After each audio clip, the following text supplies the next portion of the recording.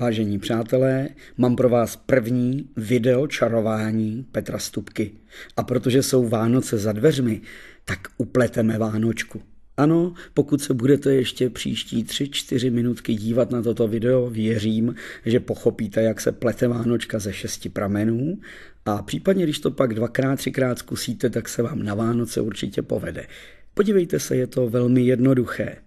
Prostě se střídavě levou a pravou rukou zaplétají prameny Vánočky, až je z toho takováhle úhledná pěkná houska nebo štědrovka, jak budete chtít. Můj děda říkával houska, ale Vánočka je Vánočka.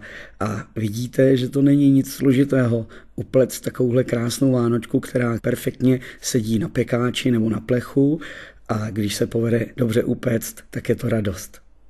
Na začátek si ale pořiďte 6 provazů. Já jsem dřív pletl také třeba z fuseklí nebo z punčocháčů, když byly holky malé, a nějakou svorku, aby vám provazy držela. Dáte 3 a 3 prameny na každou stranu a pozor, vždycky pracují ruce křížem. To znamená, že levá ruka bere vpravo a pravá vlevo a podívejte se, takhle položí a hned, jakmile se položí, se zvedne. A jakmile se zvedne, v tomhle případě pravá ruka pracuje levá a vidíte, dovnitř se dává a zvenku se bere vždycky pramen. A nikdy nesahá levá ruka na levou stranu, ale vždycky na pravou a obráceně. Tak ještě jednou podívejte se, jak se splétají prameny. Když zvednete skřížené ruce, tak podtočíte ten jeden pramen a potom zvedáte druhý a další a takhle to jde jedno za druhým. Ten rytmus a ten systém je opravdu levá, pravá, s tím, že položím a hned beru, položím, beru, položím, beru, až je z toho upletená houska. Tak ještě jednou. Tak podtočit, položit a hned se zvedne. A jakmile se ta jedna ruka zvedne, začne pracovat druhá ruka. To je důležité pravidlo, na to dbejte a toho si hleďte. Všimněte si, položím, zvednu a v tu chvíli pracuje druhá ruka. Ráz, ráz, ráz. Ještě se na to podíváme jednou a opakovaně, abyste to pochopili. Tak teď z tohohle pohledu. Takže levá vpravo, pravá vlevo, skřížené ruce. Teď se skříží vlastně díky tomu provazy a už se plete. Položit a zvenku vzít a zase položit a zvenku vzít. Všimněte si, že ta jedna ruka vlastně pořád nepracuje, druhá ano a střídavě takhle splétají prameny.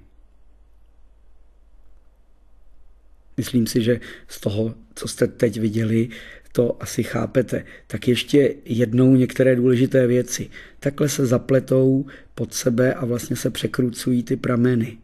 Vždycky křížem ruce. A teď levá, no v tomhle případě pravá ruka jde na levou stranu, dovnitř položí, zvenku bere. A obráceně. Zvenku se veme pramen. A takhle to jde ráz na ráz a až to budete umět z provazy a Vánočka se vám bude dařit, tak už se potom pustili do těsta.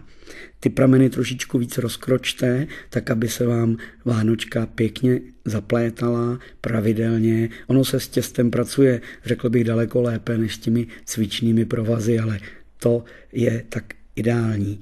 Trénink těžký a pak snadná práce. A Vánočka je hotová.